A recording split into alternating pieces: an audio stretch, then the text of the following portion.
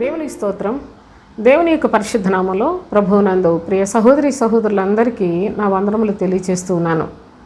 తండ్రి అయిన దేవుడు ఆయన పరలోకమందు తండ్రి కుడిపార్శ్వమున ఆసీనుడై ఉన్న ప్రభు అయిన క్రీస్తు యేసునందు మనలను జ్ఞాపకం చేసుకున్నాడంటే, తండ్రి తన కుమారుని ఎంత ప్రేమించాడో ఆ కుమారుడు తన యొక్క రక్తమును కార్చి మనలను ఎంత ప్రేమించాడో అలాంటి ప్రేమను మనము వ్యర్థము చేసుకోకుండా మన క్రైస్తవ జీవితంలో శక్తివంతులుగా ప్రభువుకు సాక్షులుగా బ్రతకటానికి మనకు కూడా ఎన్నో సదుపాయములు చేస్తూ ఎన్నో అద్భుతాలు మన జీవితంలో చేస్తూ దినదినము మనలను నూతన పరుస్తూ ప్రభువు కొరకు ఆయన రాజ్య సంబంధులుగా విశ్వాస యాత్రలో బలహీనులము కాకుండా నడిపించుచున్న ప్రేమ కలిగిన తండ్రికి స్తుతులు చెల్లిస్తూ ఉన్నాను. ఈ యొక్క వీడియోలో ప్రభైన తండ్రి ఆయన సముద్రములో చేసిన గొప్ప అద్భుతములు ఏ విధంగా ఉన్నాయో మనము కూడా కొన్ని తెలుసుకొని మనము ఎక్కడున్నామో మన స్థితిని మనము పరిశీలన చేసుకొని ప్రభువునందు శక్తివంతులు కావాలని ఈ చక్కని అనుభవాన్ని తండ్రి మన మధ్యలో ఉంచాడు. చూడండి, కీర్తనల గ్రంథం 107వ కీర్తన 24వ వచనం నుంచి చూడండి. ఓడలెక్కి సముద్ర ప్రయాణము చేయువారు, మహాజలముల మీద సంచరించుచు వ్యాపారము చేయువారు యెహోవా కార్యములను సముద్రములో ఆయన చేయు అద్భుతములను చూచిరి. ఆయన సెలవీయగా తుఫాను పుట్టెను, అది దాని తరంగములను పైకెత్తెను. వారు ఆకాశము వరకు ఎక్కుచు అగాధమునకు దిగుచు నుండిరి. శ్రమ చేత వారి ప్రాణము కరిగిపోయాను అని తెలియజేస్తున్నాడు. ఇక్కడ మహాసముద్రం, మీరు చాలా జాగ్రత్తగా ఈ లేఖనాలు చూడండి. సముద్రములో ఆ నీళ్లు అంతం లేని నీరు కనుక అందుకనే మహాజలముల మీద అని సంబోధిస్తున్నాడు. గమనించండి, ఈ మహాజలముల మీద ఓడలు ప్రయాణం చేస్తూ ఉన్నాయి కనుక ఓడలెక్కి సముద్ర ప్రయాణము చేయువారు అన్నాడు.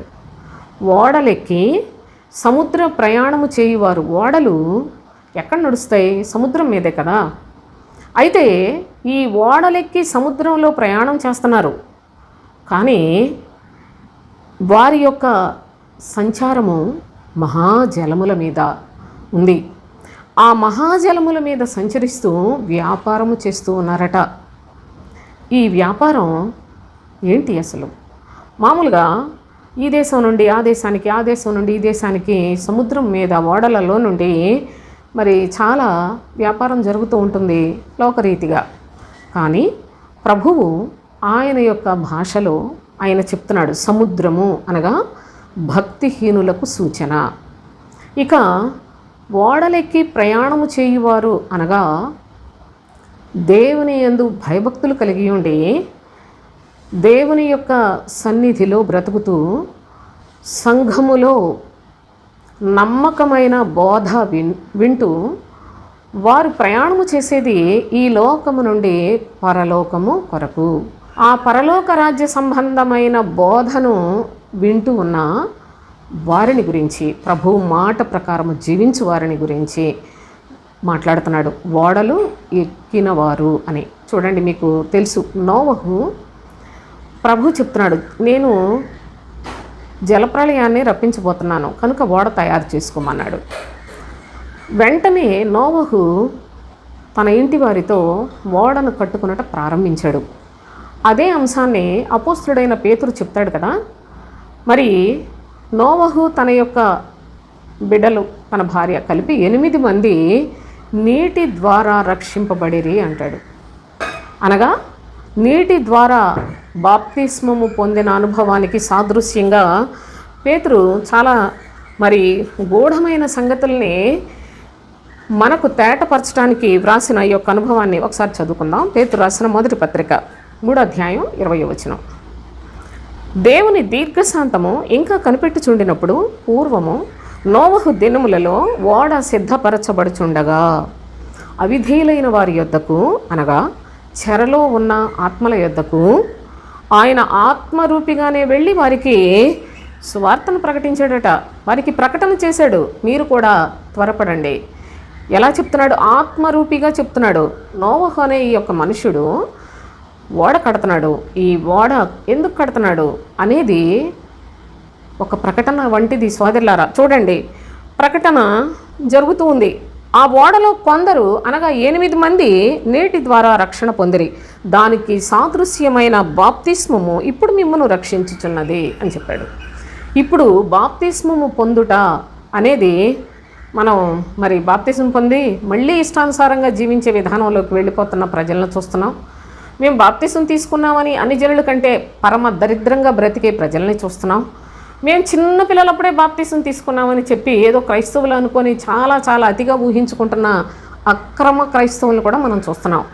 ఇవన్నీ కూడా అంచెలంచెలుగా మీరు గమనించగలిగినట్లయితే దేవుని యొక్క సత్యవాక్యములో నోవహు ఓడలో నుండి అంత భయంకరమైన జలప్రళయములో ఓడలో ఉండి రక్షణ పొందిన ఆ నోవహు తన ఇంటి వారైన 8 మందిని గురించి లేఖనములో ఎలా పోల్చాడంటే, వారు నీటి ద్వారా రక్షింపబడ్డారు, అలాగే మనము కూడా నీటి ద్వారా బాప్తిస్మము పొందిన దానికి సాదృశ్యముగా ఉన్నది అని చెప్పాడు.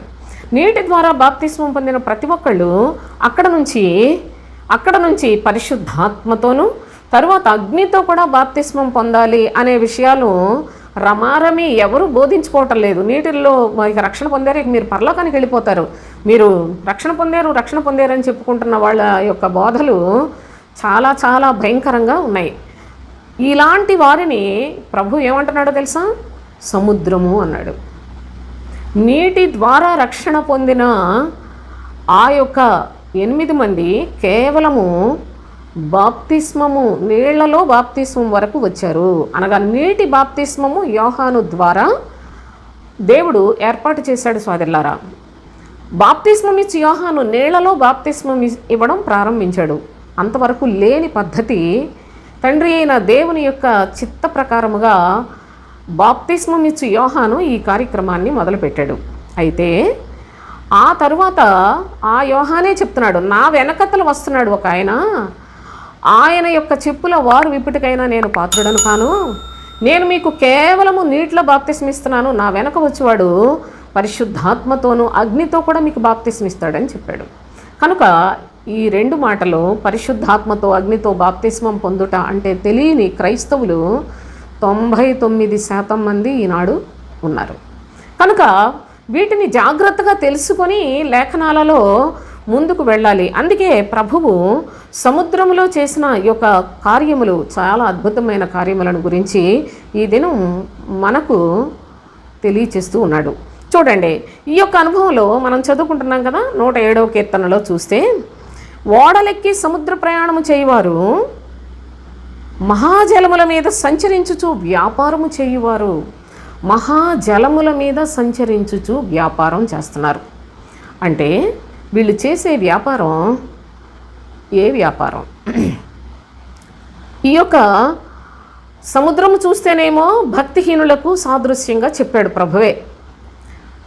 ప్రవక్త అయిన యెషయా ద్వారా చాలా తేటగా చెప్పాడు, భక్తిహీనులు కదులుచున్న సముద్రము వంటి వారు అని చెప్పేశాడు. అయితే ఈ సముద్రము మీద ఓడలో నడుస్తూ ప్రయాణం చేస్తూ ఉన్నారు, వీళ్ళు వ్యాపారం చేస్తూ ఉన్నారు. వ్యాపారము అనగా భక్తిహీనుల మధ్యలో సువార్తను ప్రకటిస్తారు. ప్రభు అయిన యేసుక్రీస్తు శరీరధారిగా లోకంలో ఉన్నప్పుడు కొన్ని ఉపమానాలు చెప్పాడు. ఆయన ఒక మీన ఇచ్చి వ్యాపారం చేయమన్నాడు, లేకుంటే తలాంతులు ఇచ్చి వ్యాపారం చేయమన్నాడు. 10 మందిని పిలిచాడు, 10 మందికి ఒక్కొక్క మీనాన్ని ఇచ్చి వ్యాపారం చేయమని చెప్పిన ఉపమానాలు ఉన్నాయి కదా. తలాంతులను ఇచ్చాడు, ఒకనికి 5 ఇచ్చాడు, ఒకనికి 2 ఇచ్చాడు, ఒకనికి 1 ఇచ్చాడు. కనుక 5 ఇచ్చినవాడు 5కు 5 సంపాదించాడు, 2 ఇచ్చినవాడు 2కు 2 సంపాదించాడు, 1 ఇచ్చినవాడు బాబోయ్ నువ్వు మళ్ళీ ఇది ఎక్కడ పోతుందో అందుకని నేను రుమాలు కట్టి భూమిలో పెట్టేశానని చెప్పేశాడు. కనుక వాడు చెడ్డదాసుడని, మిగతా వాళ్ళు బలా నమ్మకమైన మంచి దాసులని ప్రభు చెప్పాడు.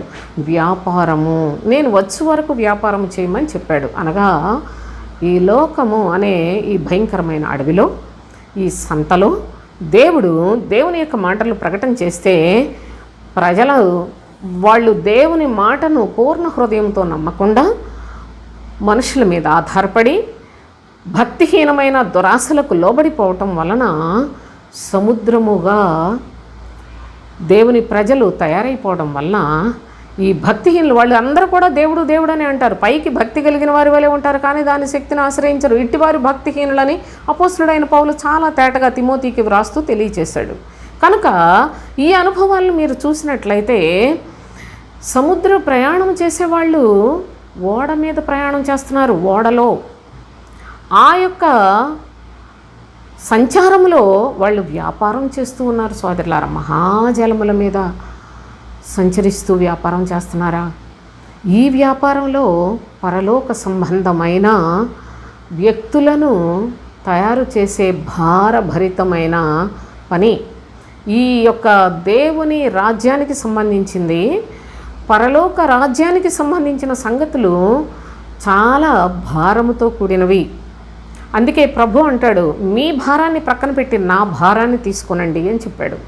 ప్రయాసపడి భారం మోసుకొని పోవచ్చున్న సమస్తమైన వారలారా, నా యొద్దకు రండి, నేను మీకు విశ్రాంతినిస్తాను. నా యొద్దకు వచ్చి నేనిచ్చే విశ్రాంతిని పొంది అప్పుడు మీరు నా భారాన్ని తీసుకోవాలి. నా భారం చాలా తేలిగ్గా ఉంటుంది, సులువుగా ఉంటుంది. కనుక మీరు ఈ విధముగా మీ ప్రాణాలను కూడా, అనగా మీ ఆత్మలను పరలోక రాజ్యానికి చేర్చుకోండి అని యేసయ్య చాలా స్పష్టంగా లేఖనములలో రాసిన సంగతులు కూడా మనకు నోటెడ్ అయిపోయినాయి. కానీ అవేంటో తెలియవు, నోటికొచ్చు.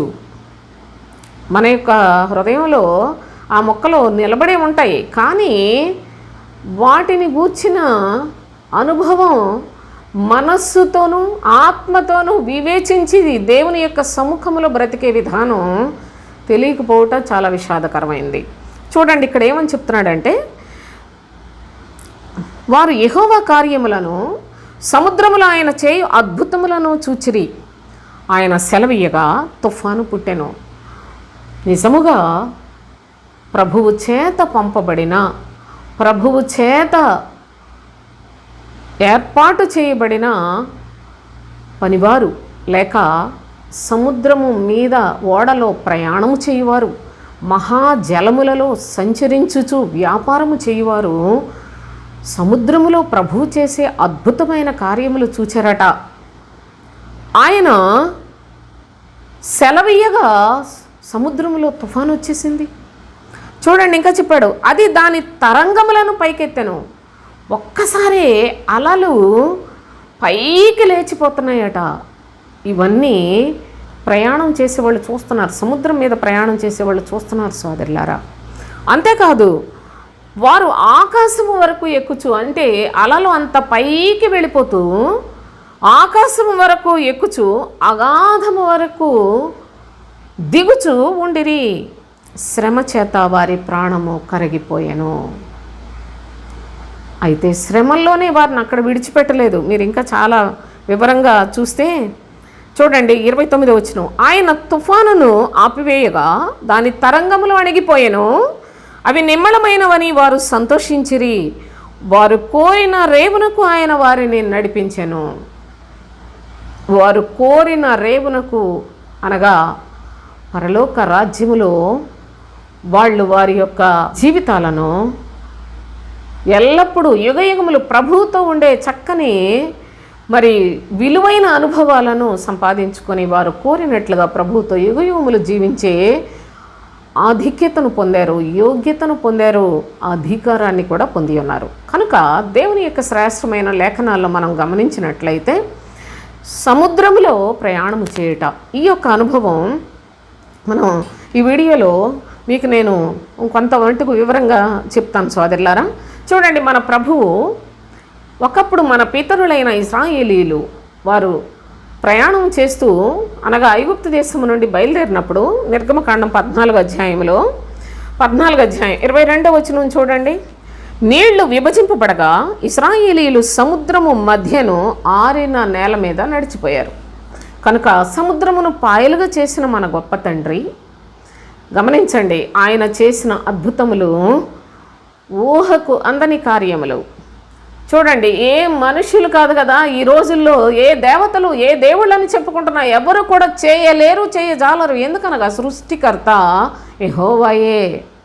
సృష్టికర్త ప్రియకుమారుడు మన ప్రభు అయిన క్రీస్తు యేసునందు తండ్రి అయిన దేవుడు మన ఎడల అత్యధికమైన కృపను విస్తరింపచేసి ఈనాడు అన్య ప్రాంతంలో ఉన్న మనకు కూడా ఆయన తన యొక్క బాహువును చాపి తన ధ్వజమును ఎత్తి శాశ్వతమైన రాజ్య నివాసులుగా ఎంత గొప్ప కృపలను పొందుటకు అర్హులుగా చేసి ఉన్నాడు. కనుక చూడండి, ప్రభు అయిన తండ్రి ఆయన సముద్రమును పాయలుగా చేసి తన ప్రజలైన వారిని ఆరిన నేల మీద సముద్రము మధ్యలో విభాగించేసి ఆరిన నేలలో నడిపించిన దేవాతి దేవుని యొక్క ఘనమైన ప్రజలుగా బ్రతికే భాగ్యాన్ని తన ప్రజలకు మాత్రమే ఇచ్చాడు. ఐగుప్తీయులు చూస్తూనే ఉన్నారు ఆ క్రియలన్నీ. వాళ్ళు కూడా గబగబా మనం కూడా వెళ్ళిపోదాం, వాళ్ళని వెంటబడి మళ్ళీ తెచ్చుకుందాం అనుకున్నారు. కానీ ప్రభు ఎన్ని ఘనమైన కార్యాలు చేశాడో. ఆయన రాత్రివేళ అగ్నిస్తంభముగా ఉన్నాడు, పగటి వేళ మేఘస్తంభముగా ఉండి తన ప్రజలైన వారు సముద్రము దాటిపోయిన తరువాత ఐగుప్తీయులను సముద్రములో ఎన్నడూ చూడని ప్రజలుగా ముంచి పడేశాడు. కనుక దేవుడు తన ప్రజల కొరకు తన బాహువును చాచి ఎంత గొప్ప కార్యములు చేస్తూ ఉన్నాడో దయచేసి మీరు కూడా హృదయపూర్వకముగా మీ మనస్సులో ప్రభు మాటలను విశ్వసించి ప్రేమించి ఆయన యొక్క స్వాస్థ్యమైన ప్రజలుగా జీవించాలని తండ్రి మన కొరకు ఇంకా ద్వారాన్ని తెరిచి ఉంచాడు. చూడండి, కీర్తనల గ్రంథం 74 కీర్తన 13వ వచనం చూడండి. నీ బలము చేత సముద్రమును పాయలుగా చేసితివి, జలములలో భుజంగముల శిరస్సులను నీవు పగులగొట్టితివి. నీ బలము చేత నీవు సముద్రమును పాయలుగా చేసావు ప్రభువా. అంతేకాదు, భక్తుడైన ఆసాపు దేవుని సన్నిధిలో కూర్చొని ధ్యానిస్తూ ఉన్నాడు. నిజంగా ఈ సందర్భంలో ఒక మాట చెప్తాను. నేను ప్రార్థన చేసుకోవాలి అని చెప్పి కనిపించిన వాటికల్లా ఏదో మీ నోటికి వచ్చినవి గుర్తొచ్చినవన్నీ ప్రార్థన చేసుకునే ఆ ప్రార్థన మరి ప్రభు అంగీకరిస్తున్నాడో లేదో మీరు ఎప్పుడన్నా ఆలోచించారో లేదో కూడా నాకు తెలియదు. కానీ ఈ యొక్క కీర్తన ప్రారంభంలోనే ఆసాపు దైవ ధ్యానము అని ఉంటుంది చూడండి. ఆసాపు వ్రాసుకున్నాడు కీర్తనగా ఆయన దైవ ధ్యానాన్ని దేవుని సన్నిధిలో ధ్యానించి అప్పుడు ఈ యొక్క భాగాన్ని వ్రాసిపెట్టాడు. చూడండి ఏం చెప్తున్నాడు. నీవు నీ బలము చేత సముద్రమును పాయలుగా చేసితివి, జలములలో భుజంగముల శిరస్సులను పగులగొట్టేసావు ప్రభువా. జలములలో భుజంగములు ఉన్నాయి, వాటి యొక్క శిరస్సులను నీవు పగులగొట్టేవు అని చెప్పాడు. నిజముగా మనం అనుకున్నట్లు సముద్రము అనేది భక్తిహీనులకు సాదృశ్యంగా ఉంటే భక్తిహీనుల మధ్యలో భుజంగములు ఉన్నాయి తెలుసా. భక్తిహీనులు అనే సముద్రంలో చాలా చాలా దుర్మార్గులు, చాలా భుజంగములు అంటే మీకు తెలుసు కదా, డ్రాగన్స్ అంటాడు. చాలా భయంకరమైన క్రూరమైన జంతువులు సముద్రంలో ఉన్నాయి. ఇదే డ్రాగన్ అని పేరు పెట్టుకున్న వాళ్ళ యొక్క చిహ్నాలు పెట్టుకున్న దేశాలు కూడా ఉన్నాయి. అది వేరే సంగతి. వాళ్ళ స్థితి యుగ సమాప్తిలో మొత్తం ఎన్ని మొక్కలైపోతాయో కూడా మీరు చూస్తారు. అయితే దేవుని యొక్క లేఖనము చెప్తోంది, జలములలో భుజంగములను నీవు వాటి యొక్క శిరస్సులను పగలగొట్టేసావు ప్రభువా అంటూ, మకరము యొక్క శిరస్సును నీవు ముక్కలుగా కొట్టెతివి, అది అరణ్యవాసులకు దానిని ఆహారముగా ఇచ్చితివి అని కూడా చెప్పాడు. కనుక జలములలో భుజంగములు ఉన్నాయంట. ఈ భుజంగం అంటే పాము అని కూడా చెప్తారు. ఆ పాము చాలా క్రూరమైన ఆది సర్పమైన మహాఘట సర్పము యొక్క వేషాలు, తంత్రాలు, మంత్రాలు, యుక్తి, కుయుక్తి, మొత్తం అంత దుష్టత్వం, దుర్మార్గం, ఇవన్నీ కూడా చాలా చిన్న పదాలు వాడి దగ్గర. సమస్తమైనవన్నీ కూడా సముద్రములో భుజంగములలో ఉన్నాయి. ప్రభు యొక్క లేఖనం మీరు జాగ్రత్తగా గమనించాలి. ఇది ఆశ్చర్యము కాదు, ఇది ఆశ్చర్యము కాదు. సాతాను తానే వెలుగుదూత వేషం ధరించుకునిచున్నాడు గనుక వాని పరిచారకులు నీతి పరిచారకుల వేషము ధరించుకున్నట గొప్ప సంగతి కాదు అని చెప్తాడు అపోస్తులైన పౌలు. అంటే సాతాను వాడు అసలు కటికి చీకటి, కానీ వాడు వేషం మార్చేశాడు. ఎందుకంటే తండ్రి అయిన దేవుని యొక్క కాలంలో వాడి పని వేరుగా ఉంది, ప్రభు అయిన క్రీస్తు యేసు యొక్క కాలంలో వాడి పని వేరుగా ఉంది. ఇప్పుడు పరిశుద్ధాత్మని యొక్క కాలంలో వాడు రూపాలను మారుస్తూ మారుస్తూ ఒకే రూపంలో ఉంటే అందరికి అర్థమైపోతాడు కదా, అబ్బో వీడు చెడ్డోడని. కనుక ఎప్పటికప్పుడు రూపాలు మారుస్తూ ఎన్ని మోసాలు చేస్తూ ఉన్నాడంటే, ఈనాడు ఎంతవరకు వచ్చాడంటే ప్రభు అయిన యేసయ్య ఆయన ప్రవక్త అయిన దానియేలు ప్రవచనాన్ని జ్ఞాపకం చేస్తూ నాశనకరమైన హేయ వస్తువు పరిశుద్ధ స్థలంలోకి వచ్చేసింది అని చెప్పాడు. ప్రవక్త అయిన దానియేలు ప్రవచనాన్ని జ్ఞాపకం చేస్తూ ఉన్నాడు సంఘములకు. నాశనకరమైన హేయ వస్తువు పరిశుద్ధ స్థలంలో నిలుచుట మీరు చూడగానే చదువువాడు గ్రహించునుగాక మీరు కొండలకు పారిపోవలను అని చెప్పాడు. అంటే ఎక్కడున్నాడు ఇప్పుడు సాతాను? వాడు నాశనకరమైన హేయ వస్తువుగా దేవుని ఆలయములో కూర్చుని ఉన్నాడు. దేవుని యొక్క ఆలయములలో బోధకుడిగా పనిచేస్తూ ఉన్నాడు. బోధకుని వేషము ధరించుకొని అపవాది శరీర సంబంధమైన బోధలు బోధిస్తూ దేవుని నామములో విశ్వాసం ఉంచేమని చెప్పుకుంటున్న దేవుని ప్రజలందరినీ కూడా సర్వనాశనం చేస్తూ ఉన్నాడు అపవాది. దీనిని చెవిగలిగిన వారు మాత్రమే గ్రహించగలరు అనే సత్యాన్ని కూడా యేసయ్య చెప్పాడు సోదరులారా. అయితే ఈ యొక్క భాగంలో ఏమంటున్నాడు? మకరము యొక్క శిరస్సును నీవు ముక్కలుగా కొట్టేశావు, జలములలో భుజంగములు ఉన్నాయి, వాటి శిరస్సులను పగలగొట్టేశావు, మకరము యొక్క శిరస్సును పగలగొట్టావు. ఆ మకరము యొక్క శిరస్సును ముక్కలు ముక్కలుగా కొట్టి అరణ్యవాసులకు ఆహారంగా పడేసావు వాళ్ళ మొకాన. ప్రభువా, ఇంత గొప్ప సత్యాన్ని నీవు నాకు బోధపరిచేవు తండ్రి అని నేను కాదండి అంటుంది. భక్తుడైన ఆసాపు దేవుని సన్నిధిలో కూర్చొని దేవుని ధ్యానించి ఈ సంగతులన్నిటినీ రాబో తరముల వారికి వారు కూడా ఈ మకరము ఛాయలలో బ్రతకుండా ప్రభువు మకరం యొక్క శిరస్సును ముక్కలుగా బద్దలగొట్టేశాడు. మీరు కేవలము ప్రభు యొక్క మాట వినండి, ఆయనే మీకు శిరస్సుగా ఉండాలి. శిరస్సు అనగా మీ ఆలోచనకర్తగా ఉండాలి. ఆ ప్రభు అయిన క్రీస్తే మీకు సమాధానకర్తగా ఉండాలి.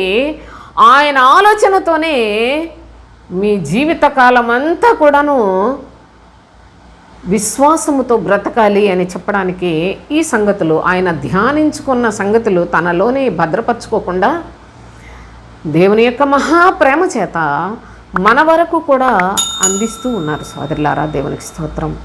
అయితే జలములలో భుజంగముల శిరస్సులను, జలములలో భుజంగములు, దీన్ని మాన్స్టర్ అంటాడు, ఆ భయంకరమైన డ్రాగన్స్ అంటాడు, ఆది సర్పమైన మహాఘట సర్పము దాని యొక్క వేషము మార్చుకొని దాని బలమును కొంతమంది దుర్మార్గులకు అప్పగించేసింది. వీళ్ళందరూ కూడా దాని పనిలో దాని సేవలో తల మునకలైపోయి ఈనాడు దేవుని యొక్క సంఘములను బద్దలు కొట్టి పడేస్తున్నారు సోదరులారా. కానీ ప్రభు అయిన క్రీస్తు దాని యొక్క శిరస్సును బద్దలు కొట్టాడు అని చెప్పిన ప్రజలకు ఇది అర్థం కావట్లేదు. అంటే దాని యొక్క బోధను, దాని యొక్క ఆలోచనను, దాని యొక్క జ్ఞానాన్ని మీరేమాత్రము కూడా అనుసరించవద్దు. ఈ భుజంగము సముద్రంలో ఉంటుంది, దీని నివాసము మహాజలములలో ఉందట సోదరులారా. ఈ యొక్క భుజంగములు ఇవి మనుష్యులను ఎంత మోసం చేస్తున్నాయో, సముద్రము మీద ఓడలో ప్రయాణము చేస్తూ సంచరించుచున్న మరి వర్తకులు ఈ భుజంగముల యొక్క స్థితిని, ప్రభువు సముద్రములో చేసే అద్భుతములను చూస్తూ ఉన్నారు సోదరులారా. దేవుని యొక్క మహాకృప చేత ఈ సంగతులను మీరు కూడా హృదయపూర్వకముగా మీ మనస్సులలో ధ్యానించండి. దేవుని యొక్క శక్తిని పొందటానికి మీకు ఇవన్నీ ఈ వీడియో మీకు చాలా సహాయపడుతుంది. ప్రభు యొక్క కృప ద్వారా ఈ లేఖనములలో మనము స్థిరమైన మనసు సంపాదించుకోవడానికి మనకు సహాయపడుతుంది. అయితే ఇంకా ఏమని చెప్తున్నాడు, ఈ జలములలో లోకస్తులందరూ కూడా ఎలా ఉన్నారో తెలుసా? ఒకసారి మీరు యెహెజ్కేలు గ్రంథం 32వ అధ్యాయం 2వ వచనం చూడండి. నరపుత్రుడా, ఐగుప్తు రాజైన ఫరోను గూర్చి అంగలార్పు వచనమెత్తి అతనికి ఈ మాట ప్రకటింపము. ఐగుప్తు రాజైన ఫరో అతని గూర్చి అంగలార్పు వచనాన్ని ఎత్తమంటున్నాడు.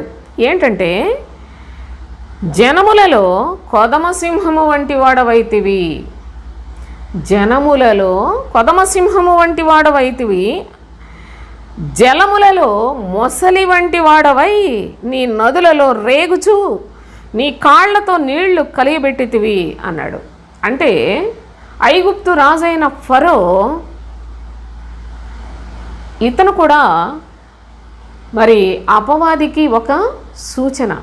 గమనించాలి మీరు, సాతాను వాడి యొక్క బలము ఎంతలాగా ఆ లోకంలో పనిచేస్తుందంటే, లోకములో అనగా జనములలో కొదమసింహము వంటి వాడవని ఎంచబడితివి, కొదమసింహంలాగా ఎంచబడుతున్నాడు. కానీ జలములలో మొసలి వంటి వాడవై నీ నదులలో రేగుచుంటివి. ఎక్కడికక్కడ రేగుచున్న అనుభవాన్ని చూపిస్తూ ఉన్నాడు. నీళ్లల్లో ఉంటే మొసలి వంటి వాడు, మనుషుల మధ్యలోనికి రాగానే చాలా అధికారం కలిగిన వాడిగా కొదమసింహముగా ఎంచబడుతున్న అనుభవాలు కూడా మనం చూస్తున్నాం. ప్రభు చెప్తున్నాడు, వారి వారి యొక్క స్థితి ఏమవుతుంది? ఈ లోకము సృష్టించిన దేవాతి దేవుడు, సమస్తమైన సృష్టికి కారకుడైన మన ప్రభువు, ఆయనే సాతాన్ని ఎందుకు సృష్టించాడు, సాతాన్ని ఎందుకు ప్రవేశపెట్టాడు ఈ లోకంలో, తరువాత వాడికి ఎందుకు అధికారాన్ని ఇచ్చాడు, వాడు ఎందుకు విరజిమ్మకునేలాగా వాడిని విడిచిపెట్టాడు, మనుషులందరినీ నాశనం చేయటానికి సాతానికి అంత శక్తిని ఎందుకు ఇచ్చాడు, ఈ యొక్క అనుభవాలన్నీ వాడిని ముగించేది కూడా దేవాతి దేవుడే అని చెప్పడానికి, ఆ తరువాత వాడి మాట విని దేవుని తిరస్కరించి దేవుని ఎడల నిర్లక్ష్య పెట్టిన వారి యొక్క బ్రతుకులు, నానా విధములైన జనములు, జన సమూహములు, దేశములు, వాటి యొక్క ప్రజల పరిస్థితులు అన్నిటినీ కూడాను అవి ఏ విధముగా ప్రారంభించబడ్డాయో, ఏ విధముగా ముగించేస్తాడో తండ్రి, వాటన్నిటి గురించిన సంగతులన్నీ పరిశుద్ధ గ్రంథంలో వ్రాయబడి ఉన్నాయి.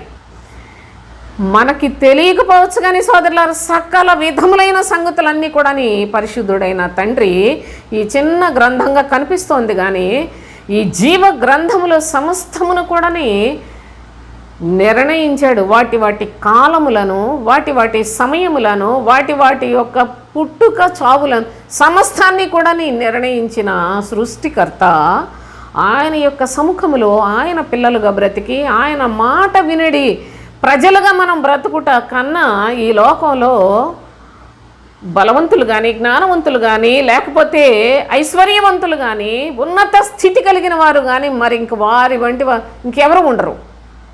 దేవుని యొక్క మాట వినుట అంత శ్రేష్టము. కనుక చూడండి, ఈ యొక్క అనుభవంలో అపవాది వీడి యొక్క క్రియలు, వీడు మనుషులు అటు అన్య ప్రజలను, ఇటు అక్రమ క్రైస్తవులను, అక్రమ బోధకులను మొత్తాన్ని కలిపి ఏలుబడి చేస్తుంది ఈనాడు సాతాను. కేవలము దేవుని యొక్క మాటకు భయపడి హృదయపూర్వకముగా ఆయనకి ఇష్టానుసారులుగా బ్రతకాలి, ఆయన కొరకే బ్రతకాలి, ఈ లోకంలో నాకే సుఖాలు భోగాలు వద్దు, నేను నా ప్రభువు వలె బ్రతుకుతాను అనుకున్న వారికి మాత్రమే దేవుడు ఆశ్రయమును దుర్గమునై ఉన్నాడు. సోదరులారా, అట్టి వారికి తన యొక్క సత్యమును వెల్లడి చేస్తాడు. దేవుని యొక్క కృపకు పాత్రులుగా చేసుకున్న అతి తక్కువ మందిగా దేవుని యొక్క లేఖనమే తెలియజేస్తుంది. ఆయన పేరు పెట్టుకున్న ప్రజలు అనుకున్నప్పటికీ ఇజ్రాయేలీలు విస్తారంగా ఉన్నారు, కానీ మిగిలేది శేషమే అని చెప్తున్న ప్రభు యొక్క మాటలను బట్టి మీరు సకల విధములైన అనుభవ జ్ఞానాన్ని లేఖనాల్లో సంపాదించుకున్నట్లయితే వీటి యొక్క మరి భావాలు చాలా స్పష్టంగా అర్థమవుతాయి. అయితే దేవుని యొక్క శ్రేష్టమైన నామంలో ప్రభు అయిన తండ్రి చెప్తున్నాడు, ఆయన మహాకృపచేత ప్రవక్త అయిన యెహెజ్కేలు ద్వారా మరి యొక్క చక్కని అనుభవాన్ని జ్ఞాపకం చేస్తున్నాడు. యెహెజ్కేలు గ్రంథం 28వ అధ్యాయం 2వ వచనం చూడండి. నరపుత్రుడా, తూరు అధిపతితో ఇలాగు ప్రకటింపుము, ప్రభువు యెహోవా సెలవిచ్చినదేమనగా, గర్విష్ఠుడవై నేనొక దేవతనైనట్టు సముద్రము మధ్యను నేను ఆసీనుడనై ఉన్నానని నీవు అనుకుంటున్నావు. సముద్రము మధ్యలో ఆసీనుడై ఉన్నాడట. ఎవరు? తూరు. మీరు తూరు అధిపతి గురించి ఇక్కడ వ్రాసాడు ప్రవచన పూర్వకముగా. ప్రవచన వాక్యాల్లో అవి ఎప్పుడు కూడా నిత్యము నిలిచి ఉండే వాక్యాలు, చాలా జాగ్రత్తగా గమనించాలి. అది ఎవరి గురించో వ్రాసాడు, అది మనకు సంబంధం ఏంటి అనుకోవద్దు దయచేసి. చూడండి, తూరు అధిపతితో చెప్తున్నాడు. తూరు అధిపతి ఇప్పుడు ఎవరికి సాదృశ్యంగా ఉన్నాడో తెలుసా?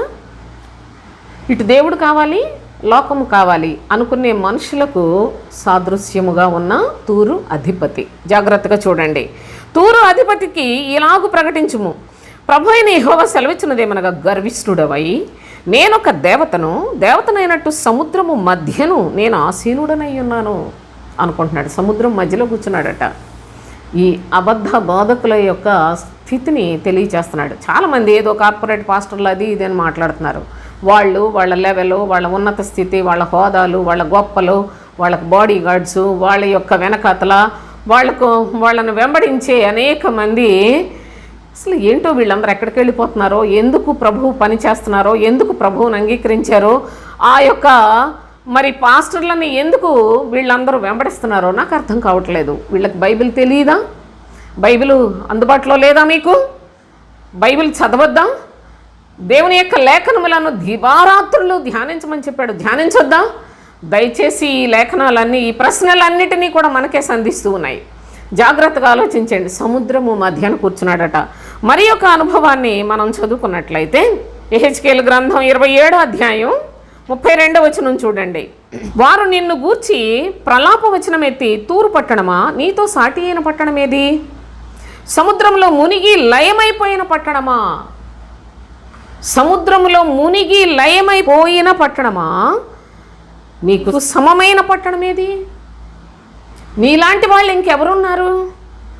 సముద్రము మధ్యన కూర్చున్నాను, నేనొక దేవతనని చెప్పి చాలా అతిశయంతో, గర్వంతో, దేవుని కంటే సుఖానుభవాన్ని కోరుకున్న భక్తిహీనుల యొక్క బోధలు, వారి యొక్క సంఘములు, వారి యొక్క మరి మనుషులను గురించి తండ్రి సెలవిచ్చుచున్న మాట. ప్రభు అయిన తండ్రి, నా దగ్గరికి వచ్చావు, నా మాటలు విన్నావు, లోకంతో నీకేం పని? లోకంలో నుండే కదా నీ వచ్చావు, లోక సంబంధమైన దురాశల్లో నుండే కదా నేను నిన్ను పిలిచి ఉన్నాను.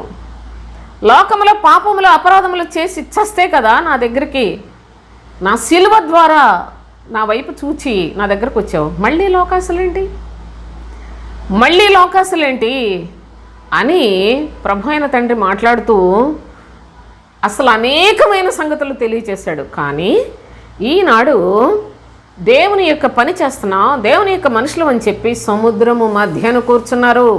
భక్తిహీనులు సముద్రము వంటి వారు సముద్రం మధ్యలో కూర్చున్నారు. ఈ యొక్క తూరు అధిపతి అన్నాడు. అధిపతి అంటే అబద్ధ బోధకులు. వాళ్ళు కోరుకున్న స్థానం, వాళ్ళ లోపల ఉండే ఆలోచన ఏంటో తెలుసా? నేనొక దేవతను అనుకుంటూ ఉన్నారు. అంటే ప్రభు చెప్పాడు, ఈ పండు తింటే చచ్చిపోతారు కాబట్టి తినొద్దు అన్నాడు. సాతాను ఏం చెప్పింది? మీరు తింటే చావరు అని చెప్పింది. దేవుని మాట విని పండు తినకూడదు అని చెప్పిన పండు తినిన తరువాత దేవుని సముఖం నుండి వెళ్ళగొట్టబడి దేవుని యొక్క కృపను పోగొట్టుకొనిన ఆదాము హవ్వలు, మనకు పరలోకము నుండి దిగి వచ్చిన మన ప్రభు అయిన క్రీస్తు అను కడపటి ఆదాము. ఈ కడపటి ఆదాము, మీరు దేవుని యొక్క ప్రియ కుమారుడైన క్రీస్తు బోధ ఎందే లక్ష్య పెట్టండి, శరీరము నిష్ప్రయోజనము, ఆత్మయే జీవింపచేస్తుంది అని బోధించిన ఆ బోధను వినకుండా శరీరము నిష్ప్రయోజనం ఏంటి, శరీరమే ప్రయోజనం అని శరీరానికే ప్రార్థనలు చేస్తూ శరీరాశల కొరకే మనుషులందరినీ కూడా భ్రమలో పెట్టి వాళ్ళ ఆశల కొరకే వీళ్ళు ప్రార్థనా పరుల్లాగా భక్తుల్లాగా ప్రార్థనా గోపురాలు పెట్టి ప్రార్థన అవసరతలకు మాకు చెప్పండి అని చెప్పి నంబర్లు ఇచ్చి బ్యాంక్ అకౌంట్ల నంబర్లు ఇచ్చి నానా చెత్త వేషాలన్నీ వేస్తున్నారు కదా. వీళ్ళందరూ కూడా ఇదిగో ఇక్కడ ఈ సంబంధులు అన్నమాట, తూరు అధిపతి వంటి వారు. వీళ్ళు చేసేది గర్వపు పనులు సోదరులారా, చేయకూడని సేవ, మాట్లాడకూడని మాటలు దేవుని యొక్క పక్షముగా ఉన్నామని చెప్పి ప్రజలను మభ్యపెట్టి మోసం చేసే మాటలు మాట్లాడుతూ ఉన్న దుర్మార్గులైన వీరిని గురించి లేఖనముల్లో ప్రవక్త ద్వారా ప్రభు తెలియచేయించిన ఈ యొక్క సంగతులను మీరు గమనించినట్లయితే అనుకుంటున్నాడు, నేను సముద్రపు మధ్యను కూర్చున్నా, నాకేంటి బోల్డ్ సంపద వచ్చేస్తుంది అనుకుంటున్నాడు. చూడండి, ఆ సంపద కూడా 34 వచనం కూడా చూడండి, యెహెజ్కేలు 27:34 వచనం. ఇప్పుడు అగాధ జలములలో మునిగి సముద్ర బలము చేత బద్దలైతివే. అగాధ జలములలో మునిగి సముద్ర బలము చేత బద్దలైపోతారు వీళ్ళంతా, మీరు చూద్దరు. కానీ ఇప్పటికే బద్దలైపోయారు, మీ కంటికి కనిపించట్లేదు. అందుకే వాళ్ళు క్రీస్తు సిలువను చూపించరు, క్రీస్తు బోధను ప్రకటించరు సోదరులారా. వారికి సంఘం గురించి, సంఘంలో విశ్వాసుల గురించి, వాళ్ళ ఆత్మలకు లెక్క ఒప్ప చెప్పవాలనే బాధ్యతను కలిగి బ్రతికే బోధకులు కాదు వీళ్ళంతా. వాళ్ళు ఎవరన్నది మీరు చూసుకోండి, నేను ఎవరి పేరు చెప్పాల్సిన అవసరం నాకు లేదు. అవసరమైతే నిజంగా అది కూడా దేవుని చిత్తమైతే ఒక దినాన్ని చెప్పాల్సి వస్తే చెప్తాను. కానీ ప్రస్తుతం అయితే నేను వాక్యాన్ని మీకు చెప్తున్నాను. వాక్యాన్ని తెలుసుకొని, వాక్యాన్ని విని, వాక్యాన్ని నమ్మేవాడు విశ్వాసి, కానీ మనుషుల్ని బోధకులు నమ్మేవాడు విశ్వాసి అని లేదు బైబిల్లో. జాగ్రత్తగా చూసుకోండి. దేవుని మాట వినుట ద్వారా విశ్వాసం కలుగును, అది కూడా క్రీస్తుని గురించి మాట వినుట ద్వారా విశ్వాసం కలుగును అని అపోస్తులైన పౌలు రోమీలకు వ్రాస్తూ చాలా స్పష్టంగా తెలియజేసిన మాట అది. ప్రభునామమును బట్టి ప్రార్థన చేయవారందరూ రక్షింపబడుదురు. మీరు ఎవరికి ప్రార్థన చేస్తారు? ప్రభు అంటే ఏంటో తెలుసా మీకు అని అడుగుతున్నాడు. ఆ ప్రభువుని గురించి చెప్పేవాళ్ళని పంపించాడా దేవుడు మీకు? ఒకవేళ పంపించినట్లయితే ఆ పంపించిన వాడు క్రీస్తుని గురించి చెప్తున్నాడా? ఆ క్రీస్తు గురించిన మాట మీరు విన్నారా? ఆ వినిన మాటను మీ హృదయంలో విశ్వసిస్తున్నారా? విశ్వసించినట్లయితే అప్పుడు మీ ప్రార్థన వినబడుతుంది. అది ప్రభువును నామమును బట్టి ప్రార్థన చేయటం అంటే అన్ని సంగతులు ఉన్నాయి. కానీ ప్రార్థన చేయండి, ప్రార్థన చేయండి, ప్రార్థన చేయండి అని లోకం చుట్టూ తిప్పుతున్నారే, వీళ్ళందరూ కూడా తూరు అధిపతులకు సంబంధించిన వారు. వీళ్ళందరూ కూడా అగాధ జలములలో, సముద్రములో భయంకరముగా బద్దలైపోయిన మనస్సులతోటి ఓడ బద్దలైపోయిన వారి వలె ఉన్నారు విశ్వాస విషయంలో అని చెప్పాడు. అది అన్నమాట ఇక్కడ పరిస్థితి. అపోస్తులైన పౌలు, నా మైండ్లోనైతే చాలా ఫాస్ట్గా వెళ్ళిపోతుంది వాక్యం, కానీ నేను అర్థం కాకుండా చెప్పినట్టయితే నాకు వ్యర్థం. కాబట్టి సోదరులారా, ఈ విషయాలని నేను మీకు మరి ఇక్కడ ఒక మాట చదివి మళ్ళీ ఇక్కడికే వస్తాను. చూడండి, తిమోతికి వ్రాసిన మొదటి పత్రిక 18 నుండి చూడండి. మొదటి అధ్యాయంలో 18వ వచనం నుంచి, నా కుమారుడైన తిమోతి, నీవు విశ్వాసమును మంచి మనస్సాక్షియు కలవాడవై నిన్ను గూర్చి ముందుగా చెప్పబడిన ప్రవచనముల చొప్పున ఈ మంచి పోరాటమును పోరాడవలనని వాటిని బట్టి ఈ ఆజ్ఞ నీకు అప్పగించుచున్నాను. అట్టి మనస్సాక్షిని కొందరు త్రోసివేసి, అనగా మనస్సాక్షిని త్రోసివేసి, ఇదే మనస్సాక్షిని త్రోసివేశారు? విశ్వాసమును మంచి మనస్సాక్షియు కలిగి ఉండాలి. విశ్వాసము అంటే తెలియదు, మంచి మనస్సాక్షి అంటే తెలియదు, బోధకులు అయిపోతున్నారు. కనుక వీళ్ళు ఏం చేస్తున్నారంటే, ఈ బోధకులందరూ కూడా ప్రస్తుతం ఇవన్నీ మంచి మనస్సాక్షిని త్రోసివేసి విశ్వాస విషయమై ఓడ బద్దలైపోయిన వారి వలె చెడి ఉన్నారు అని చెప్పాడు. మంచి మనస్సాక్షి విశ్వాసమును బట్టి రావాలి అంటే, విశ్వాసము అనేది ఎవరికి పడితే వాళ్ళకి వచ్చే వస్తువు కాదు, అది కొనుక్కొచ్చుకునేది కాదు, తెచ్చుకునేది కాదు, ఇంట్లో తయారు చేసుకునేది కాదు సోదరులారా. విశ్వాసము అనేది మనం చెప్పుకున్నాం ప్రార్థన చేసే పద్ధతిలో ఎన్ని స్టేజెస్ ఉన్నాయో. కనుక వినుట వలన విశ్వాసము కలుగును అంటే, దేవుని మాటలు వింటున్నారు, నిజంగా ఈ మాట తరచూ చాలామంది వాడతారు, కానీ ఆ మాట ఏ మాట చెప్పరు. క్రీస్తును గూర్చిన మాట అని చాలా స్పష్టంగా రోమీయులకు రాసిన పత్రిక 10వ అధ్యాయంలో అపోస్తులైన పౌలు తేటగా వ్రాసి పెట్టాడు సోదరులారా. సరే, ఇప్పుడు ఇక్కడ ఏమని చెప్తున్నాడు? నీ యొక్క దుర్మార్గము, నీ యొక్క గర్వమును బట్టి నీవు సముద్రమునే ఆధారముగా చేసుకొని ఉన్నావు కనుక ఇప్పుడు అగాధ జలములలో మునిగి సముద్ర బలము చేత బద్దలైతివే. నీ వర్తకమును నీ యావత్ సమూహమును నీతో కూడా కూలినే అని చెప్పుకొనుచు బహుగా ఏడ్చుదురు. చూసారా, ఎవరెవరు కూలిపోతారు? నీ వర్తకము కూలిపోతుంది. అనగా వీళ్ళు చేసే సేవ అంతా కూడా కూలిపోయే సేవ మాత్రమే. బుద్ధిహీనుడు ఈ నా మాటలు విని వాటి చొప్పున చేయని బుద్ధిహీనుడు ఇసుక మీద ఇల్లు కడతాడని చెప్పాడు. అందుకే అది కూలిపోవును. చూడండి, ఈ యొక్క అబద్ధ బోధకులు ప్రభు స్పష్టంగా వీళ్ళ యొక్క లక్షణాలు చెప్పిన వాటిని పట్టించుకోరు. అబద్ధ బోధకులు అంటే మీకు కోపం వస్తుంది. అసలు పాస్టర్ గారు అంటే దేవుడు అంటారు. ఇలాంటి అభ్యంతరకరమైన మాటలు మీకు మీరే కలుగు చేసుకున్నట ద్వారా మీ జీవితాల్లో ఎంత నష్టపోతున్నారు అంటే, చూడండి ఇక్కడ ఏం చెప్తున్నాడు. ఎవరెవరు నష్టపోతారో తెలుసా? నీ వర్తకమును, ఆ పాస్టర్లు చూస్తే బద్దలైపోతారట. అతను చేసే వర్తకమును, నీ యావత్ సమూహమును, నీ మాటలు వింటున్న యావత్ సమూహము అని ఎందుకన్నాడంటే, వీళ్ళకి చాలా పెద్ద పెద్ద సంఘాలు ఉన్నాయి, లక్షల మంది ఉన్నారు మా దగ్గర అని చెప్పుకుంటారు. అందుకు రాశాడు ఈ మాట. నీ యావత్ సమూహమును నీతో కూడా కూలినే. అయ్యో, అందరూ కూలిపోవడమేనా అని చెప్పుకొనుచు బహుగా ఏడ్చుదురు అని తెలియచేస్తున్నాడు. కనుక దేవుని యొక్క శ్రేష్టమైన లేఖనాల్లో జాగ్రత్తగా ఆలోచన చేసినట్లయితే ప్రభు అయిన తండ్రి ఇంత ఘోరముగా సముద్రములో మునిగిపోయిన పరిస్థితులను చూడండి. మనం 32వ వచనంలో చదువుకున్నాం. వారు నిన్ను గూర్చి ప్రలాప వచనమెత్తి తూరు పట్టణమా, నీతో సాటి అయిన పట్టణం ఏది? సముద్రములో మునిగి లయమైపోయిన పట్టణమా? సముద్రంలో మునిగిపోవుట, సముద్ర ప్రయాణము చేస్తూ ఓడలో ఉండి వర్తకము చేయుచున్న వారు చూస్తూ ఉన్నారట. అనగా సముద్రం మీద ఓడలో ప్రయాణము చేస్తూ, జలముల మీద సంచారము చేస్తూ వర్తకము చేయుచున్నవారు అనగా ప్రభువు చేత పంపబడిన అపోస్తులు, అపోస్తుల బోధయందు లక్ష్యముంచిన దేవుని యొక్క ఏర్పాటు చేయబడిన బోధకులు.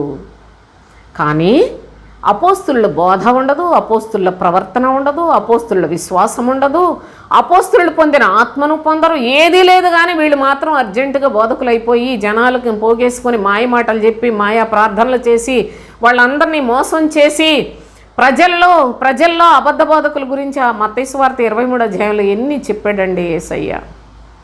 వాళ్ళు కనబడని సమాధుల్లాగా ఉన్నారు, వాళ్ళు భయంకరమైన మోసగాండ్రు అనేసనని తెలియజేసిన, సర్పములు అని తెలియజేసిన అలాంటి ఛాయలకు మిమ్మల్ని ఎవరో కూడా మీకు బోధించరు. పైగా ఇలాంటి వాక్యాలను వినొద్దు అని చెప్పి బోధించే దుర్మార్గులు చాలామంది ఉన్నారు సోదరులారా. కనుక దేవుని యొక్క శ్రేష్టమైన నామంలో మీ ఇష్టం, మీరు ఏది కోరుకుంటే అదే. మరణమును జీవమును మీ ఎదుట పెట్టి ఉన్నాను, కీడును మేలును మీ ఎదుట ఉంచి ఉన్నాను, ఏది కోరుకుంటారో కోరుకోండి అన్నాడు. అందుకే ప్రభు, మీకు మరణం కావాలన్నా మీ ఇష్టమే, మీరు కోరుకున్నదే మీకు సంభవిస్తుంది. జీవము కావాలన్నా మీ ఇష్టమే. జీవము కావాలంటే నా మాటను అనుసరించి జీవించండి. నా మాటను నిర్లక్ష్య పెట్టి మరణాన్ని స్నేహిస్తే మీ ఇష్టం అని ప్రభువు తన ఆజ్ఞలను, కట్టడలను ఇచ్చాడు, పరిశుద్ధ గ్రంథాన్ని ఇచ్చాడు. సంఘాలు, అపోస్తులు, ప్రవక్తలు, భక్తులు బోలెడంత మందిని హతసాక్షులైపోయిన పరిశుద్ధుల పరివారాన్ని ఉంచాడు. ఇంత గొప్ప సాక్షి సమూహము మన చుట్టూ మేఘము వలె ఆవరించిన పరిశుద్ధుల యొక్క పరివారాన్ని చూపిస్తున్నాడు.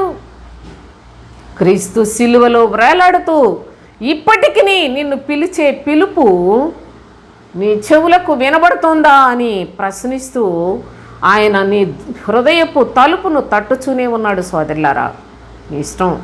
అయితే దేవుని యొక్క మహా కనికరములను బట్టి ప్రభు ఈ విధముగా తెలియచేస్తూ ఉన్నాడు. చూడండి, ఈ సందర్భంగా మనము చదువుకుందాం, ఒక మాట చదువుకుందాం. మత్తయి సువార్త 18వ అధ్యాయం 6వ వచనం.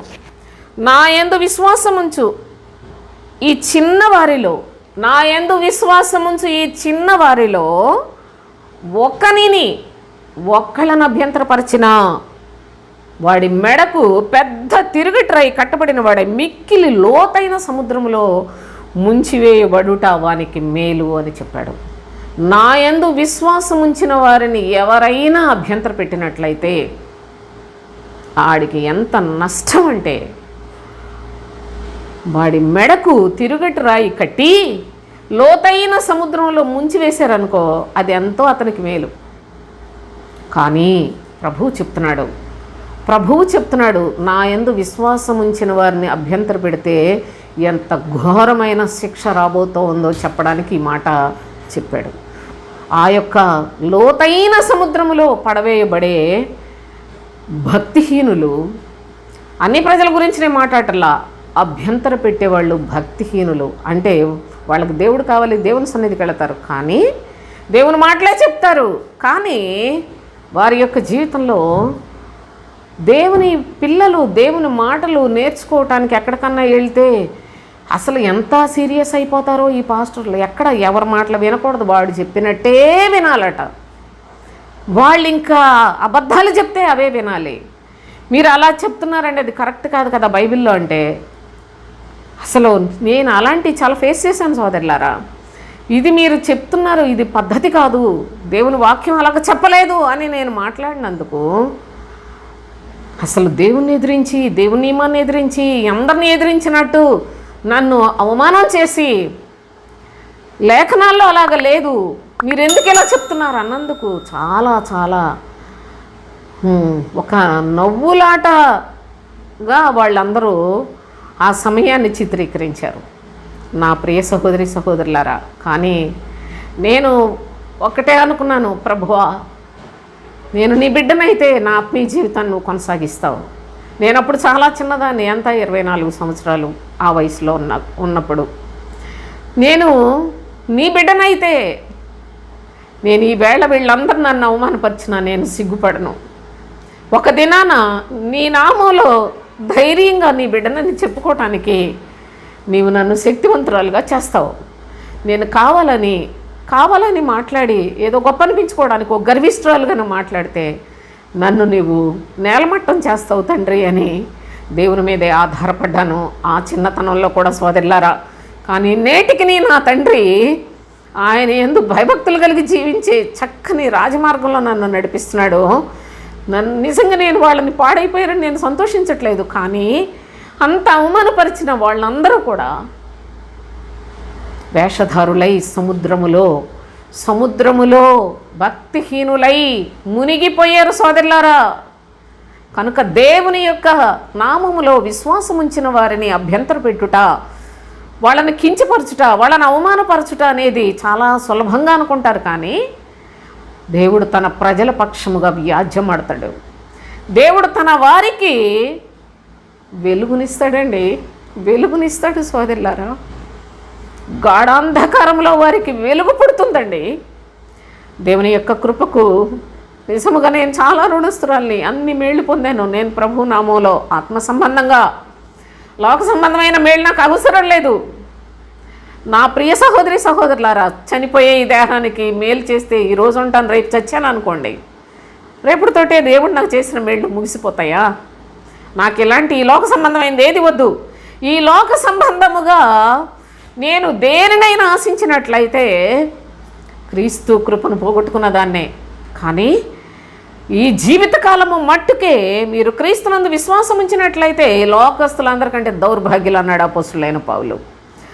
కనుక దేవుని యొక్క శ్రేష్టమైన వాక్యాన్ని నమ్మినవాడు లోకంలో గొప్పతనాలు, లోకంలో సౌఖ్యాలు, సుఖాలు, వాటి కొరకు అది కాదు ఆశీర్వాదం.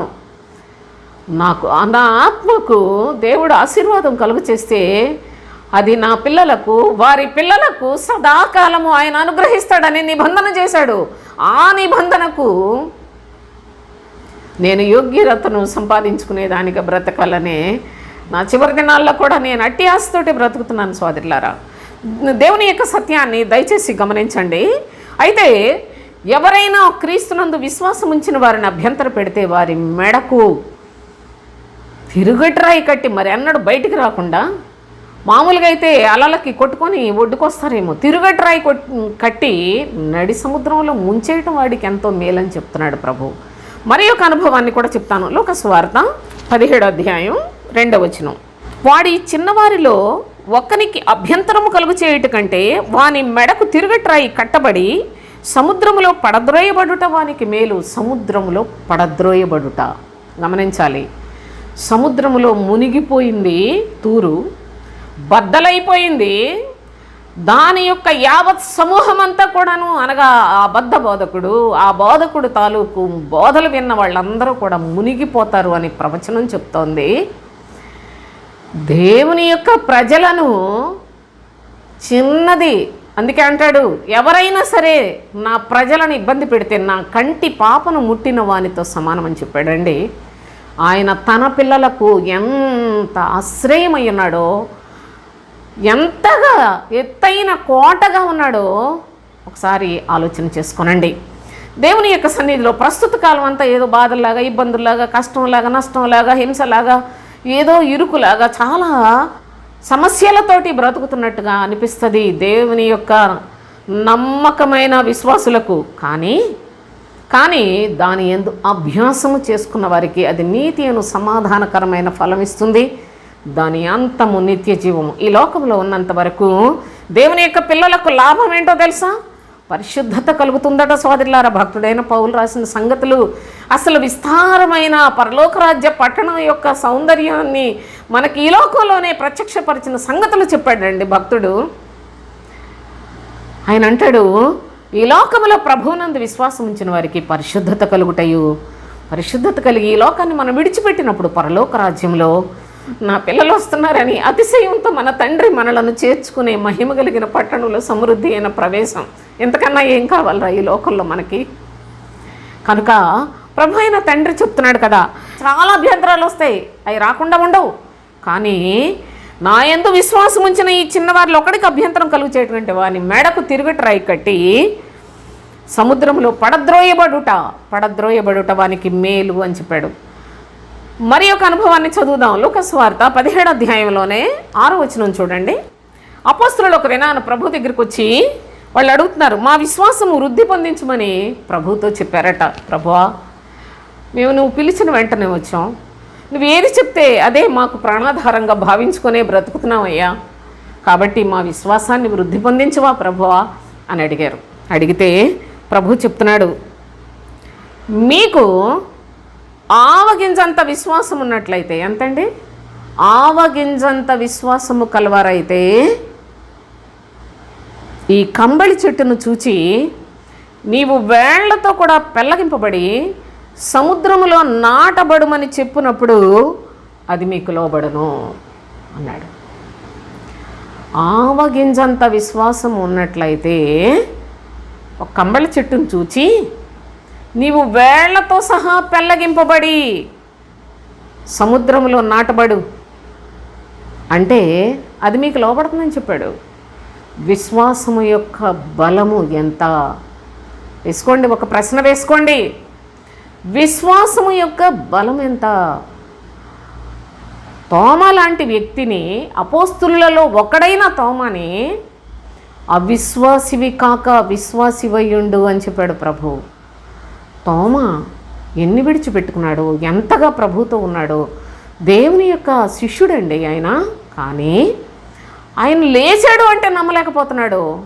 ఆయన చేతి గాయములలో వ్రేళ్ళు పెట్టి చూడాలి, ప్రక్కలో వేలు పెట్టి చూస్తే అప్పుడు ఆయన గాయాలు చూసినాక అప్పుడు నేను నమ్ముతాను అంటున్నాడు. తోమా, నా యొక్క గాయములలో వ్రేళ్ళు పెట్టి చూస్తావా? చూడు.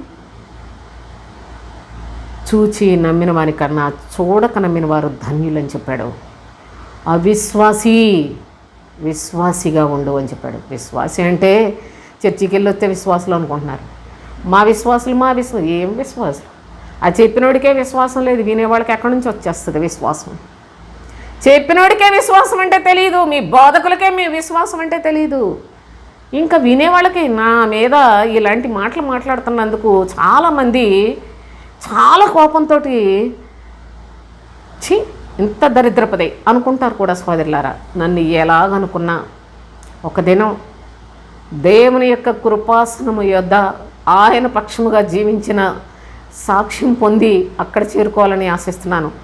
నేను సాక్ష్యం పొందాలంటే వేరే వాళ్ళని తిట్టాలి అని కాదు దీని యొక్క భావం. నేను సత్యమును చెప్పినట్లయితే, సత్యాన్ని చెప్పినట్లయితే ఏ ఒక్కరికైనా అది ప్రయోజనకరమైనట్లయితే, ఒక్కనికైనా అన్నాడు కదా ప్రభు, నా యందు విశ్వాసం ఉంచిన ఈ చిన్నవారిలో ఒక్కనినైనా అభ్యంతర పెట్టినట్లయితే అన్నాడు. అలాగే ఈ వాక్యము విని ఒక్కరైనా క్రీస్తు మాటను హృదయంలో విశ్వసించినట్లయితే నా పనిని నేను నా ప్రభువును సంతోషపెట్టి చేసిందాన్నే కదా సోదరులారా. ఎంత అల్పంగా చిన్న వాటిని ఆశిస్తున్నానో చూడండి. దేవుని యొక్క పక్షంగా ఎంతో కష్టపడి ప్రయాసపడి ప్రభు పాద సన్నిధిలో ఎన్నో తండ్రి యొక్క బోధలు ఆయనతో విందు చేసినట్లు నేర్చుకున్న దాన్ని నా ప్రియ సహోదరి సహోదరులారా, నేను అందుకే ఒక్కళ్ళైనా సరే కనీసం 10 మందినైనా నేను చనిపోయేలాగా తండ్రిస్తాడేమోనని ఆశించాను. 10 మంది కూడా వద్దు, ఒక్కరినైనా ప్రభు వైపు త్రిప్పగలిగితే చిన్న విషయం కాదండి. ఈ కడవరి దినములలో అబద్ధ బోధకులు విస్తరించిపోయిన దినాల్లో సత్యమును నేను సత్యం అని ఎందుకు చెప్పగలుగుతున్నానంటే నా వీడియో చూడండి, ఈ మధ్య కాలంలో చేశాను, విమర్శ వెలుగా. ఆ వీడియో చూడండి. నేను విమర్శించేదాన్నా లేకపోతే ఏంటో దేవుని యొక్క లేఖనాలు అర్థం చేసుకునే హృదయం మీలో ఉన్నట్లయితే దేవుని యొక్క లేఖనములలో ఆసక్తి కలిగిన వారైతే దయచేసి మనసులో పెట్టి ఈ విషయాలు మీకు ఇంకా ఏమైనా తేడాగా ఉంటే ఎందుకు ఇలాగా ఎవరో ఒకళ్ళు విమర్శిస్తావు నువ్వు అని చెప్పి నాకు కామెంట్ పెట్టండి. చక్కగా నేను మీలో ఉన్న లోపాన్ని కూడా జాగ్రత్తగా మీకు లేఖనాలతో చూపిస్తూ నా లోపం ఉన్నట్లయితే నేను దాన్ని సరిచేసుకుంటూ ముందుకు సాగి వెళ్ళిపోదాం. అంతే తప్ప ప్రశ్నార్థకంగా ఏది ఉండిపోకూడదు సోదరులారా. దయచేసి ఈ మాటను కూడా మీ హృదయంలో చేర్చుకోండి. అయితే ప్రభు అయిన తండ్రి ఒక విశ్వాసాన్ని వృద్ధి పొందించము అంటే ఆయన ఆ తర్వాత చాలా చక్కని విషయాలు చెప్పాడు. అయితే ఆవగింజంత విశ్వాసం మీకున్నట్లయితే ఈ కంబళి చెట్టును చూచి నీవు వేళ్లతో సహా పెళ్ళగింపబడి సముద్రంలో నాటబడు అని చెప్తే అది మీకు లోబడుతుంది అన్నాడు. ఆ తర్వాత విశ్వాసం వృద్ధి పొందాలి, ఎలా పొందాలో చెప్పాడు. విశ్వాసం వృద్ధి పొందటం అంత చిన్న విషయం కాదండి. ఎంత దీనత్వాన్ని, ఎంత దాసుని యొక్క మనస్సును కలిగి ఉండి దాసుడు యజమానుడి దగ్గర ఎలా ఉంటాడో దేవుని వాక్యం దగ్గర అలాగున మీ జీవితాలను కొనసాగిస్తూ ఆ విధంగా ఉన్నట్లయితే దేవుడు నిశ్చయముగా మీ హృదయములో ప్రభు యొక్క వాక్యాన్ని నమ్మే అంత శక్తి కలుగుతుంది సోదరులారా. కనుక దేవుని యొక్క పరిశుద్ధ లేఖనాల్లో ఈ విధముగా ప్రభు అయిన తండ్రి తెలియజేస్తున్నాడు. అసలు భక్తిహీనుల గురించి పరిశుద్ధ గ్రంథంలో 3వ వంతు ఉంది. అబద్ధ బోధకుల గురించి సగం పరిశుద్ధ గ్రంథం ఉంది. భక్తి కలిగిన వారు నడుచుకోవలసిన పద్ధతిని గురించి ఒక పావు వంతు ఉంది సోదరులారా. ఈ విధముగా అసలు అన్యజనుల గురించి రాసిన చాలా తక్కువ. కనుక దేవుని యొక్క లేఖనముల దగ్గరకు వచ్చినట్టే వచ్చి లోకంలో కలిసిపోయి లోకంతో ఏకీభవించి లోకస్తుల్లాగా శరీర సంబంధంలాగా బ్రతికే వారి గురించి విస్తారంగా వ్రాయబడిన లేఖనాలు. ఎంత పెద్ద సముద్రం గురించి ఎంత తక్కువ సమయంలో నేను దీన్ని కంప్లీట్ చేయాలంటే మరి ఎంతో ఇబ్బందితో చెప్తున్నాను. నిజంగానే త్వరగా ముగించేస్తాను. చూడండి, ప్రకటన గ్రంథంలో 18వ అధ్యాయం 21వ వచనం దయచేసి చూడండి. తరువాత బలిష్ఠుడైన ఒక దూత గొప్ప తిరుగటి రాతి వంటి రాయి ఎత్తి సముద్రంలో పడవేసి ఈలాగు మహాపట్టణమైన బబులోను వేగముగా పడద్రోయబడి ఇక ఎన్నటికీ కనబడకపోవును, మరి ఎన్నడూ బబులోను కనబడదు అని అంతవరదాకా ఈ బబులోను సమస్త లోకములో ఆధిపత్యాన్ని చెలాయిస్తూ ఉంటుంది. బబులోను అంటే ఇదివరకు నేను లేఖనాలు చాలా స్పష్టంగా మీకు నేను చెప్పి ఉన్నాను సోదరులారా, చాలా వీడియోల్లో చెప్పాను. అయితే ఇక్కడ అందరినీ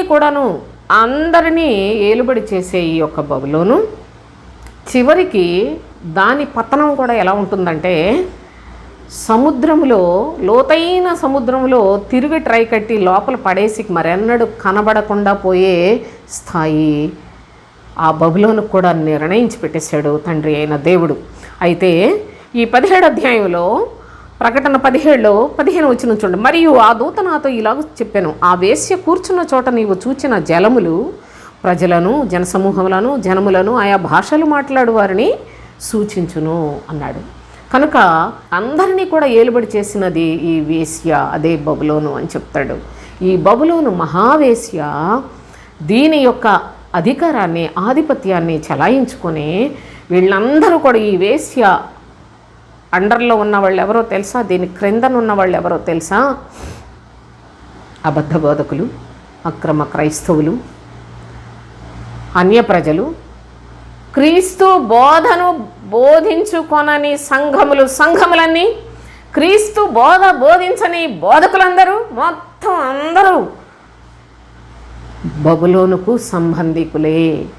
వీళ్ళందరినీ కూడా ప్రభువు తిరుగట్రాయి కట్టి లోతైన సముద్రంలో ముంచివేసే దినం ఉన్నదని కూడా తెలియచేస్తూ ఉన్నాడు. అంతేకాదు ప్రభువు చివరిగా ఒక మాట ఏం చెప్తున్నాడంటే, ప్రకటన గ్రంథం 21వ అధ్యాయంలో 1వ వచనం చదువుదాం. అంతటి నేను క్రొత్త ఆకాశమును క్రొత్త భూమిని చూచితిని. మొదటి ఆకాశము మొదటి భూమియు గతించిపోయెను, సముద్రమును ఈకను లేదు. అంతవరదాకా సముద్రం ఉంటుంది. క్రొత్త ఆకాశము క్రొత్త భూమి, దీన్ని ఇంకా లోతైన అనుభవంలోనికి మనం నేర్చుకోవాలి అంటే సోదరులారా, ఎవరైనాను క్రీస్తునందున్న ఎడల వారు నూతన సృష్టి అని చెప్పాడు. కొరింథీయులకు రాసిన 2వ పత్రిక 5వ అధ్యాయం 17వ వచనంలో, ఎవడైనాను క్రీస్తునందున్న ఎడల వాడు నూతన సృష్టి, ఇదిగో పాతవి గతించెను, సమస్తమును క్రొత్తవాయెను అని చెప్పాడు.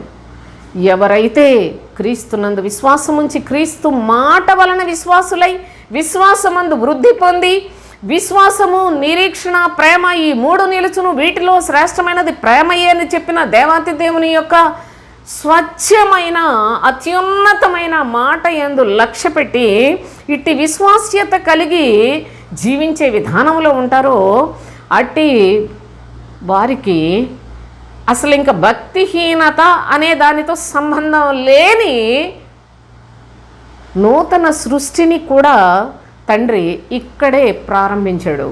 అది ఒక దినాన నిజ స్వరూపాన్ని మనం ప్రభు యొక్క రాకడలో చూడబోతూ ఉన్నాం.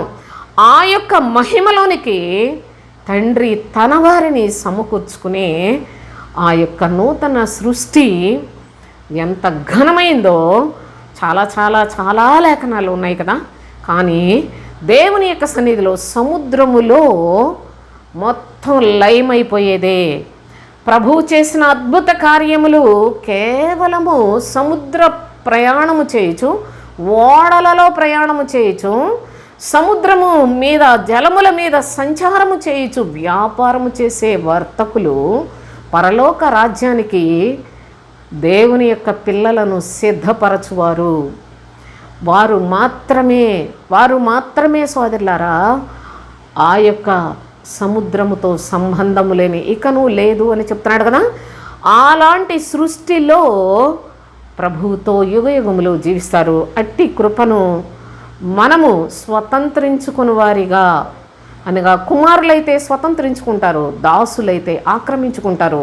కనుక మనము స్వతంత్రించుకుని వారిగా, కుమారులు ఎల్లప్పుడూ ఇంటిలో నివాసము చేస్తారు. దేవుని యొక్క ప్రియ కుమారుడైన క్రీస్తుతో కూడా కుమారత్వాన్ని పొందిన వారిగా మనము శాశ్వత రాజ్యానికి సిద్ధపడే చక్కని లేఖనాలలో మన జీవితాలను స్థిరపరచుకుందాం. సముద్రానికి సంబంధించిన వాళ్ళను గురించి నేను ఎంత అయినా చెప్పగలను, కానీ నా సమయం అయిపోయింది. దయచేసి దేవుని యొక్క పరిశుద్ధ లేఖనాలు మీరు చదువుతూ ఉన్నప్పుడు వీటిని ఆధారంగా చేసుకొని చాలా లేఖనాలు మీకు అర్థమవుతాయి. నేను ముఖ్యమైన వాటిని మీకు తెలియచేసి ఉన్నాను.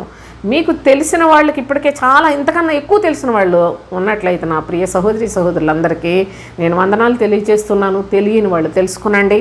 ఇకనైనా సరే సముద్రములో మరి పడద్రోయబడుటకు కాక, ఆ సముద్రములో నశించిపోయే ప్రజలుగా కాకుండా సోదరులారా శాశ్వతమైన నీతిమంతులుండే నీతి సూర్యుని పట్టణానికి వారసత్వాన్ని సంపాదించుకున్నట్లు సాగిపోదాం. ఈ లేఖనాలు కొందరికైనా షేర్ చేయండి. కొందరైనా సరే దేవుని యొక్క చిత్తాన్ని తెలుసుకునేలాగా వారితో ఈ సంగతులు మాట్లాడండి. సోదరులారా, ఆత్మీయ జీవితంలో సహాయకులుగా మిగలండి. మీ ఆత్మలకు క్షేమాభివృద్ధి కలుగునట్లుగా ప్రభు కృపను పొందండి. ఈ సమయాన్ని తండ్రి మనకి ఈ విధంగా ఇచ్చిన ఈ పరిశుద్ధ లేఖనాలను ఆధారం చేసుకొని దేవుని సన్నిధిలో సణుగులతో కాక విశ్వాసం కలిగిన వారిగా ప్రభువునందు సాగిపోదాం. దేవునికి స్తోత్రం ముగించేస్తాను.